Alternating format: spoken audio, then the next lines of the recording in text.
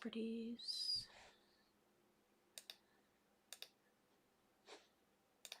How about now? Is there audio now? Oh my goodness. I have been having all sorts of technical issues. So there was a whole bunch of updates that were gone on with my program, so nothing was working. But I think we're good now. Are we good now? Woohoo! I have audio now. So I'm going to start that over. So first of all, I want to acknowledge the land upon which we stand. I want to acknowledge the Blackfoot of Siksika, Kainai, and Pagani. I want to acknowledge the Sarsi Dene from Tsutsuna and the Stoney Nakoda from Morley, which includes Chiniki, Bearspaw, and Wesley First Nations. I also want to acknowledge that we're walking in the footsteps of Métis Region 3, which is why I proudly wear my Métis sash to act as that bridge between Indigenous and non-Indigenous culture. I'm very thankful for this particular sash. It was actually gifted to me from, thank you so much for letting me know that my audio is not working. This one was actually gifted to me from a Blackfoot elder, and I'm very, very thankful. And I think of him and I hold him and his family in my heart every time I wear it. And so I just wanted to welcome everyone into the circle with the Cree Welcome Song. Traditionally, when we sing songs or share stories or share songs, we sing in rounds of 4 to honor the 4 directions of the medicine wheel. But this song is a little bit different. We actually sing it in rounds of 3, and that's to keep the circle open and welcoming so everyone completes the circle today. Because in a circle, we're all connected. There's no beginning, there's no end, no one is greater or less than anyone else in the circle, just like in the hoop of life. So it teaches us to honor each other for those differences, because if everybody was exactly the same, the world would be incredibly boring and nothing would ever get done. So we need those differences to be able to bring everyone together into the circle. And so this song really honors that, and I honor the Nataha family for keeping this song alive, because again, for so many generations we actually weren't able to share our songs or our stories or speak our languages or practice our ceremonies or even wear our regalia. And so it's a gift that we are able to do those things again, that we were actually able to share in a good way. And you know, that's so important, because that was part of the treaty. It was to learn from each other and grow together and build community in a meaningful way. And so yeah, I feel like we are on that path. I mean, we have a long way to go, but we're getting there. And the more and more truth comes out, the more we're able to kind of come together, coalesce, and see what that true spirit and intention was, and then build community and heal together moving forward. So that being said, I honor this song, and it doesn't just mean welcome, because it is the Cree Welcome Song, but it also means beautiful. Miasen, miasen, hasemina, hasemina, epetakote, niwagomagan. Hota, homa, kitaskino, miasen, miasen, hasemina,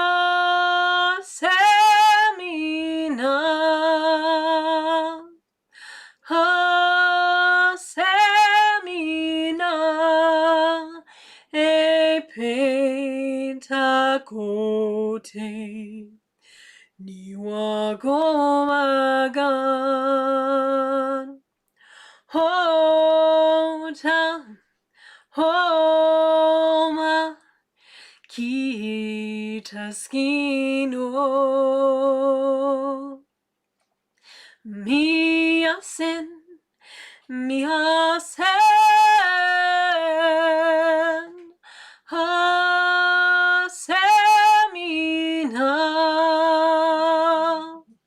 hasemina,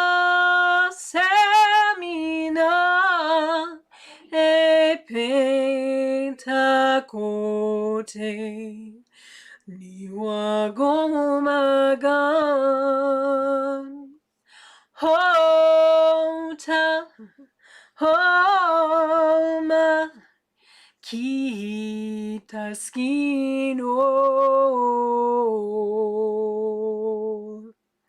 Hi, and welcome to the circle today, everybody. So, I wanted to start by smudging, but I wanted to share a little bit of teachings. So I went and I was gathering sage. This is just some of the sage that I gathered, which I'm really, really thankful. It was drying for a little over a week on my table. I just spread everything out. So some people will spread out their sage on blankets, so I use broadcloth. So yeah, because that's what I gather it in, and then I spread it out when I get home. Some people will bundle it and then dry it in the sun in a window, but everybody has different ways of drying out the sage. Some people will put it in a food processor. I had an elder who put it in a food processor because she's like, I need it tomorrow. There was a time when it was a really, really hot summer, and I really needed sage in a big way. So any of the stuff that I picked, I actually laid out on my dashboard, and it was dry by the evening. So everybody has different ways of doing it. But I think it's really important to acknowledge the way that we harvest sage. And I know there's a lot of people out that are harvesting sage now. There's a lot of people who have harvested throughout the summer and the spring. But we need to remember how to harvest it in a responsible and a respectful way. As I was kind of wandering around different parts of Nose Hill where a lot of people gather, I was seeing that there was a lot of overpicking, that some of the roots were upturned, and that's not okay. So yeah, when you pull the roots out of the plant, out of the ground, you're ripping out a part of that family, and you're not going to get that plant to grow back the following year, and some of those family members will also not grow back the following year. So it's really important to always leave the roots of the sage in the ground. If you're going to go sage picking, I recommend that you go with someone who carries that knowledge, who carries that protocol, and who carries that wisdom, who can guide you in a meaningful way. Don't just go and pick if you don't know how. Because this is what's going on up on Nose Hill. There's parts that have just been completely overpicked and not in a good way. And so part of that protocol is recognizing only taking what you need. Don't overpick. If you're taking an entire patch, that's not okay. You take maybe a third, if that. You don't take an entire family. You take a part of it. And because then it'll grow back better the next year. But also, you never take the first thing you see, because you never know if it's going to be the last. And you really want to honor and respect and give something back to the earth before you take it, because if you take and take and take, there's going to be nothing left. And so here in the prairies, giving tobacco back to the earth is that's protocol. You can use other things. So I had a friend who actually used the tail end of her hair. She just cut off the ends of her hair and sprinkled it within the sage. I had a friend who kept watering the sage. It was a very dry summer, so to bring that extra water specifically to give to the sage, that's what she had done. And it's important that you're always giving something back, that you're always asking permission before you take anything. And you have to listen very intently to the plants. If they say no, then don't.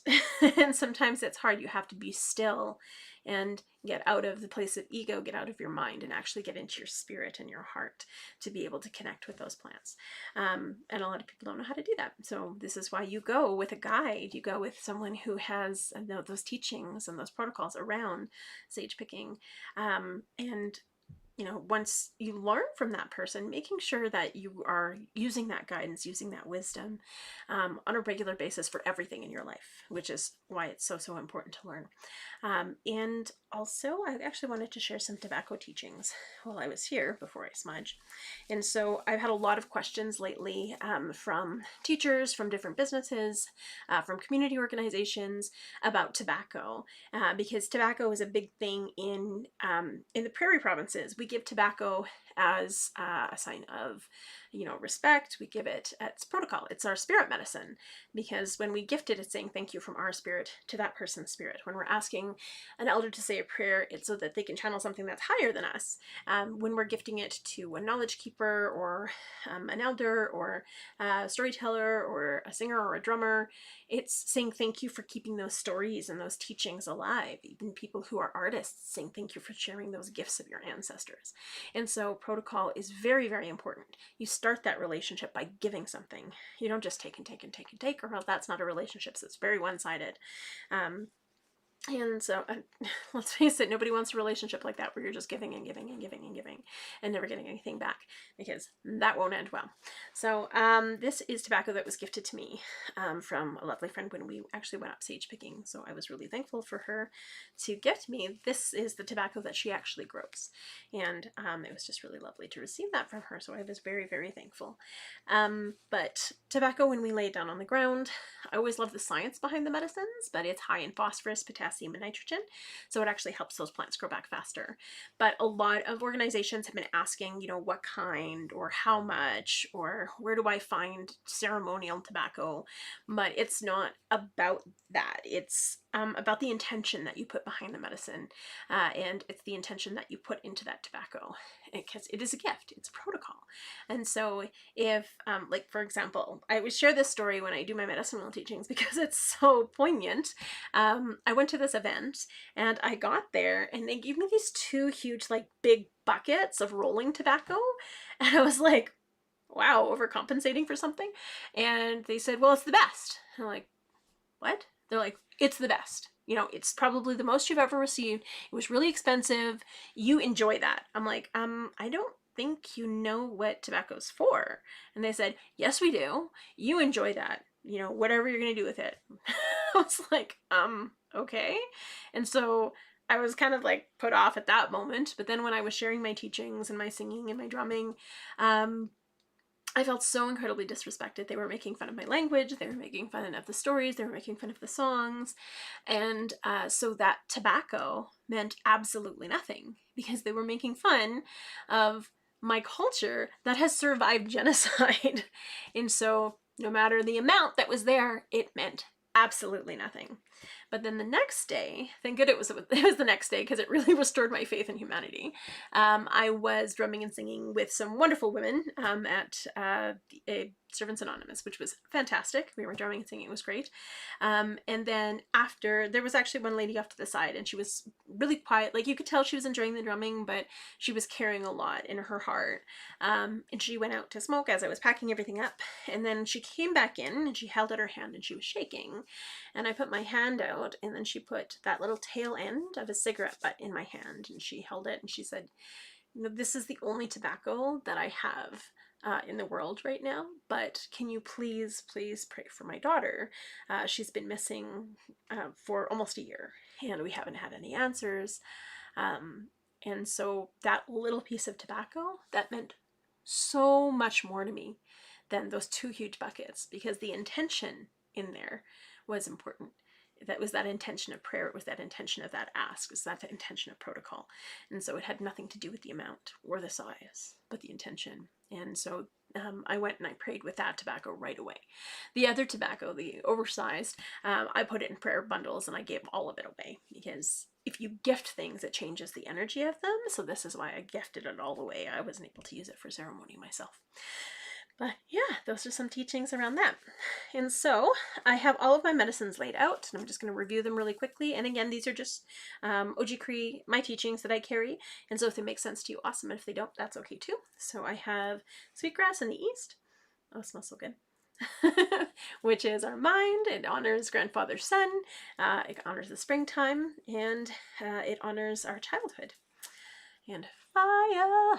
Then in the south, we have cedar. I have this beautiful, beautiful cedar. It's fresh cedar. I just kind of picked it not too long ago. So cedar is that body medicine. It teaches us about honoring our adolescence, or that transition time between childhood and adulthood. It teaches us about honoring our physical body and the relationship that we have with the land. And so when we exhale, it inhales, and vice versa. And even when we look at cedar, it's in between. So it's not a leaf, it's not a needle, it's right in between, it's a sprig. And so it's really about that transition time and that deep connection that we have to our body and to the earth. Then we have, of course, all of that beautiful sage that I just dropped, but here we go, all of that wonderful sage. So this is buffalo sage that I picked up on Nose Hill. I picked it up in a good way, and so here we go. There, all that lovely sage. I already actually did a sage bundle, a ball, before we started. But I acknowledge the sage, which is the women's medicine. It's our connection to Grandmother Moon, our connection to the water, our connection to our emotions, and our connection to our adulthood. And then the tobacco, which is our connection to spirit, our connection to our elderly years. And just because you're old doesn't make you an elder. What makes you an elder is having the vision and foresight to carry all of the teachings of your nation in a good way, to live within the 7 teachings, to be humble, to be kind and compassionate, but also to know when you're sharing your teachings, you do it without judgment, and you can only give the best advice, but it's up to that other person to follow that. And elders know that. Elders have that wisdom and that foresight and that gentleness to be able to acknowledge that. And so, yeah. Oh, that was so weird. Okay, cool. I'm going to disappear a lot during this podcast. That's fun. Yeah, so there's that. When I smudge, I take off my jewelry. Usually I forgot yesterday, which was crazy. Normally I don't forget. But, here we go. And that's because metal holds energy, and we don't want to hold on to anything that we want to get rid of. So when we smudge, it brings in the good and it gets rid of the bad. And you're asking for the things that you want and letting Creator take the things that aren't working for you. All 4 directions are in the smudge bowl. The bowl itself is water. The medicine, no matter what you put in, represents earth. The smoke going up to Creator's air, and then we light it on fire. So the first thing I like to do is I wash my hands, so anything that I'm carrying I get rid of. I bring it over my body 4 times, under the 4 directions in my body.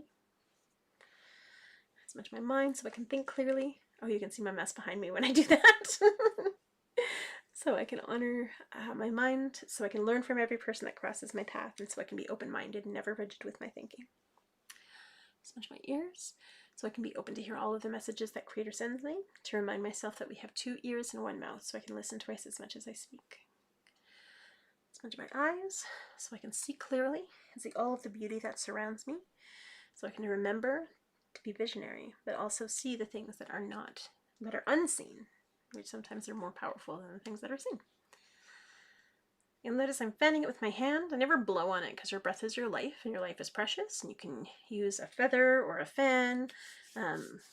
My feather kind of went away because thanks, cats. Luckily it wasn't my eagle feather. It was just like a random feather that I had been gifted, so. I'm gonna smudge my mouth so I speak only true and kind words that are helpful and benefit mankind. Always ask myself, is it truthful? Is it helpful? Is it kind? If it's none of those things, don't say it, don't do it. Smudge my nose so I can smell danger and cookies and lasagna that I made tonight. Smudge my throat because I'm very thankful for my voice this lifetime, so I can continue to give voice to the voiceless. I smudge my lungs so I breathe good, clean air, and to honor the sacred breath that we all share. I smudge my stomach so all of the food that I eat this day will nourish my body. I smudge my womanhood because I'm very thankful to be a woman and a mother in this time. As a two-spirit woman, I carry both that masculine and feminine energy within me, and I'm very thankful for that as well. I smudge my belly button to honor my spirit, where we're connected before we come into this world, and our intuition, which is never wrong. Smudge my heart so I remain kind and compassionate and show unconditional love to all those that surround me, my family, my friends, my acquaintances, and all my relations around the world and close to home. I smudge my shoulders and my back so I can carry all of the responsibilities that Creator's gifted to me. I smudge my arms and my hands so I can do the good work that Creator's put me here to do. I smudge my legs so I can walk this red road in a good way. That's that path of Aboriginal spirituality. And then I smudge my feet so I stay grounded and connected to Mother Earth, treading lightly upon her and honoring her with every step. And then if there's anywhere that you need a little extra love, so today's broadcast might be a little short, I'm going to smudge my computer because for some reason it is just not working for me today. You can smudge your tools if you're an artist, if you're a crafter or a creator, if you're a photographer or a videographer. Smudge your tools because it really does make a huge difference. Smudge my camera. Also, if there's anywhere on your body that needs a little extra love. So I ate something really not good yesterday, so I'm probably going to cut this broadcast short today just because my tummy is not happy. It is very angry with me right now. I always smudge my hips because of the multiple hip surgeries that I've had, just so that I heal in a good way. And my knees, because they have been bugging me a lot lately, mainly because I've been overcompensating for my hips. And then, yeah, if there's anyone in your life that you want to send some extra healing to, some extra love and appreciation to, you hold them in your heart, and you bring that smoke to your heart, and you send them that love and that healing, that appreciation, maybe even someone that just popped into your mind. They might need that love. They might need that healing and that energy and that intention. And then when you're all done, you just say, hi, or magwitch, or thank you, or merci, or gratia, or shishia, or donkashane. However you say thank you in your language, because your language is important. That's how you connect to your ancestors. We're all indigenous to somewhere, so it's tracing that back. I wanted to share a couple of songs before I take off, now that I've shared all those teachings. I'm going to share the Creator Song, just because I've been really thinking about all my relations lately and what that means, and how we're deeply connected to the land and to the earth, and to the animals, to the swimmers, which are our relations, to the flyers, to the crawlers, to, of course, the standing people, which are the trees, which have really been in my thought and my heart lately, just because of the deforestation that's happening around the world. But we're all connected, and I think that's really important. And this song really shows that we are all connected. There's really no space for me to stand up here, which is why I have my lovely Heidi background. So I'm going to sit down and drum. So my drum might disappear in the background. It's going to look very ethereal, which is awesome. But the Creator Song actually came to me through a friend, Night Sun, and I'm always really, really thankful, and I think of her. She's always in my prayers when I sing this song, and also when I pet her cat, because her cat is my cat now. And she had shared this song with me after working with her on a song that she was producing, and so I was really thankful to be included in that. But when she shared this song with me, it just clicked right away. I'm like, why do I know this song? I felt like it just knew me. And then I was able to learn it so quickly. And as soon as I learned it, I brought it to my great aunt who was in care. And I was drumming and I was singing this song with her. And then all of a sudden she started singing with me. And I was like, Auntie, how do you know this song? And she's like, this is our family song. Where did you find it? And so it was just that reminder that everything comes back around. And just like in the earth, everything is a cycle. And so we have to recognize that we're part of that cycle, not above creation or below creation. We're part of it. And this is why we say all my relations. And so this is the Creator Song.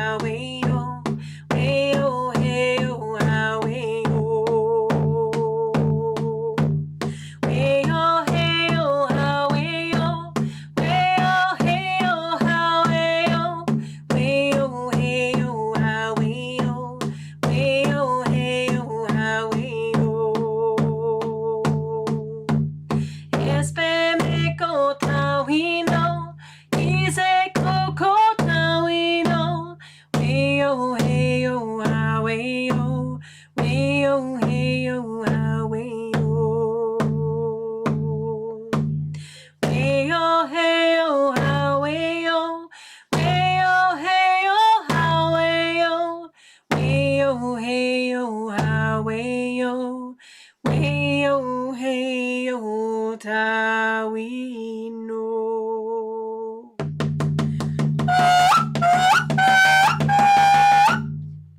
Awesome. So I actually want to share the story of tobacco and why it's our sacred medicine, because I get that question a lot. Why is tobacco our sacred medicine? And not only does it nurture the soil because it's high in phosphorus, potassium, and nitrogen, so it helps plants grow back faster, which is awesome because whenever science proves things we've done for thousands of years, I was smart. So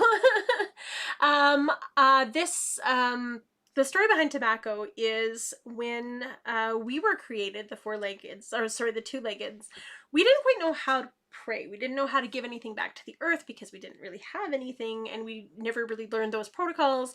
So we were like little babies when it came to like ceremony, or when it came to honoring Creator, or sharing prayers with each other, or with the land, or with the animals, and really acknowledging that connection. And so Creator kind of watched and said, okay, well, we need somebody to step up and, offer themselves to be able to teach the two-leggeds, which is us, how to live on the land and how to honor those 7 sacred teachings, but to really acknowledge the relationship that we need to have with the land. And so he asked all of the animals and all of the plants who will, be able to step up and actually take on that role of that sacred medicine, who will take on that role of that sacred energy to be able to teach these two-leggeds how to pray and how to give in a good way without just taking, but actually giving something back to the earth. And so all of the animals started arguing about who was the best. And so the animals were like, well, I'm the biggest, so I must be the best. Or I'm the smallest, so I must be the best. Or I can fly, so I must be the best. And the otter's like, I can do cute little human things with my hands, so I must be the best. And the buffalo said, well, I already give all of myself to the two-leggeds, so I must be the best. I should be able to carry those teachings. And as all of the animals were arguing about who was the best, then of course the plants started arguing about who's the best. And some of the plants were like, well, you can eat me, and I grow in every season, or I'm like forever green, or I'm really good, I'm high in antioxidants, so they can use me to get healthy, or I grow really tall, I'm the tallest of the trees, so I must be the sacred medicine. And so as all of the animals and all of the plants were arguing about who was the best and who should be the one to offer themselves, the lowly tobacco, who was very, very humble, just walked through all of the chaos of everybody arguing about who was the best, and stopped at Creator's feet and said, Creator, I know I'm not greater or less than anyone else, but I need a job. So now I'm no good for anybody because you can't smoke me, you can't drink me, you can't eat me. And I mean, I need a job to be able to offer to the two-leggeds. And so Creator, I would be humbled and honored to be able to teach them about humility and teach them about giving back to Mother Earth. And Creator thought about it for a moment. He said, you know what, Tobacco? You are the most humble of the plants, and you recognize where prayer comes from. It doesn't come from whoever is the best, but it comes from a gift of service. And so, yes, Tobacco, you will be the messenger of prayer. You will be the messenger of protocol and gifts down on Turtle Island. And so Tobacco introduced himself to the two-leggeds, which is us, and explained how we give things back to the earth. This is where we learned about the honorable harvest, is from tobacco, because we know we always have to give something back. We don't take and take and take because there's nothing left. And so tobacco has taught us that. It teaches us how to honor each other for the gifts that we share. And so tobacco has taught us that. It teaches us how to listen closely and honor the teachings of those medicines and sit in prayer, because we lay tobacco down when we pray. And so the tobacco has taught us that as well. And so it's a gift to be able to share that. And so I have the Thunderbird Song in my head, so I'm going to share the Thunderbird Song. And the Thunderbird is, it's that gift of like fate or destiny. It's that thing that pushes us forward. It teaches us to really honor our path in front of us, and that everything happens for a reason, whether it be good or the bad. Everything does happen for a reason. I know this firsthand because about 10 years ago now, almost 10 years ago. Oh my gosh, almost 10 years ago. It's been 9. But I was actually hit by a truck, and it sucked. It popped both my femurs out of my hip sockets and rammed them back in, and popped my shoulder in and out. I slammed my face on the roof of the car, cracked a bunch of teeth. It was a bad time. I got wicked TMJ. So I was in a lot of pain. I couldn't walk for about a month and a half. And I had a choice in that moment. I had to think, okay, why did this happen to me? And not like, why did this happen to me? But why? Why did this happen to me? Why did the Thunderbird hit me with a truck? What path do I need to be on that I wasn't on before? Because it was a very jarring path shift. And then I had to think, okay, well, this is the path that I'm on now. It's the path where I can share and I can drum and I can sing and I can create and I can, share the stories and the teachings and honor my culture and really honor the community in the way that I meant to. And had it not been for that truck hitting me, I wouldn't be on the path that I'm on now. So even though it sucked getting hit by a truck, it happened for a reason. And it's recognizing that some of those bumps along our way, they teach us how strong we are, but they also redirect our path. So the Thunderbird, because it is fate or destiny, it tries to like subtly nudge us when we're not on the right path. And eventually those subtle nudges will get a little stronger and a little stronger, especially when we're going in ruts over and over and over and making the same mistakes, until finally the Thunderbird will just get fed up and be like, nope. So I think sometimes in our society we think that the easy path, it has to be the wrong path. But in Indigenous teachings, we know that if the path is easy, chances are you're probably on the right one. So really about honoring that. You don't have to suffer to live in a good way and live a good life. And so that's a very, Christian and Catholic mentality that was kind of forced on us, but we never really understood that concept until, colonization happened. But really honor all of those teachings, but it's also really honoring and getting out there. Don't be afraid to connect. Don't be afraid to learn. Don't be afraid of those experiences that are kind of coming to you. And so, yeah, this is the Anishnabe Thunderbird Song. I had learned it from Elder Carrie Moore, and I'd also learned it from one of my aunties. And so, Thunderbird medicine, absolutely. So this is the Thunderbird Song. For something that carries so much significance and meaning, it's actually quite a short song.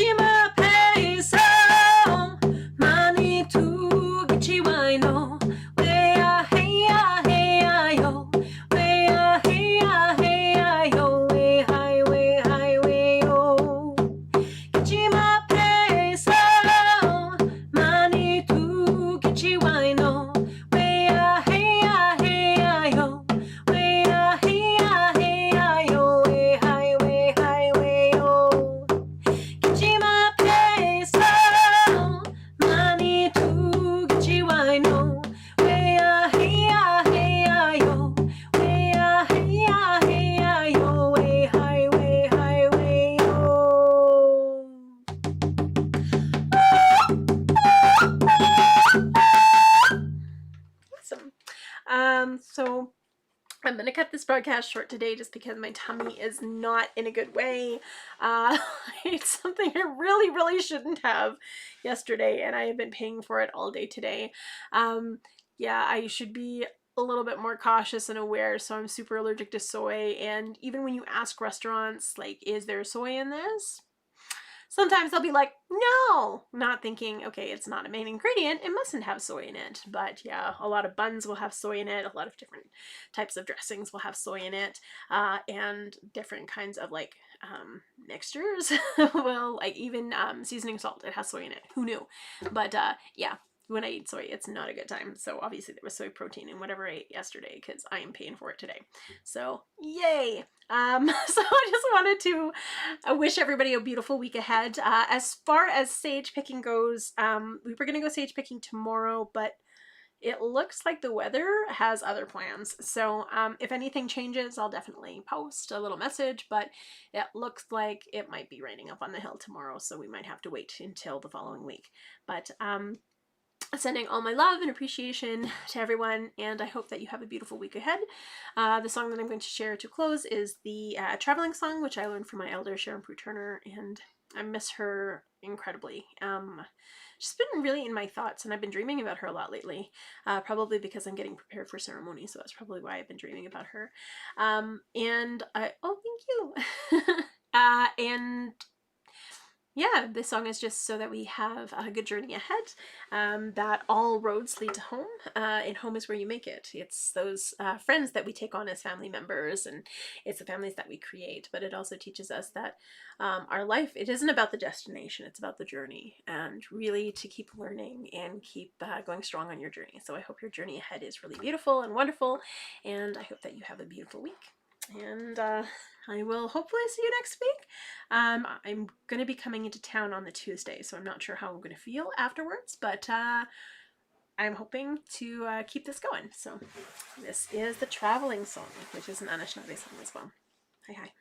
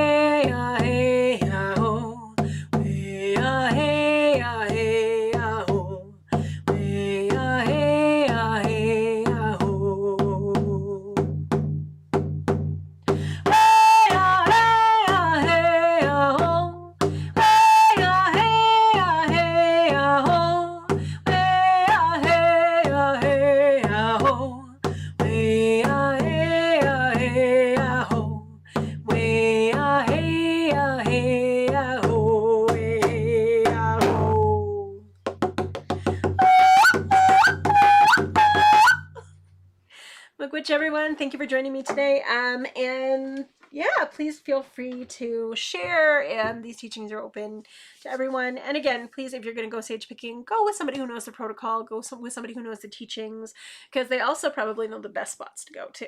So please honor the earth, honor each other, and have a beautiful week ahead. Which everyone, hi hi, and good night.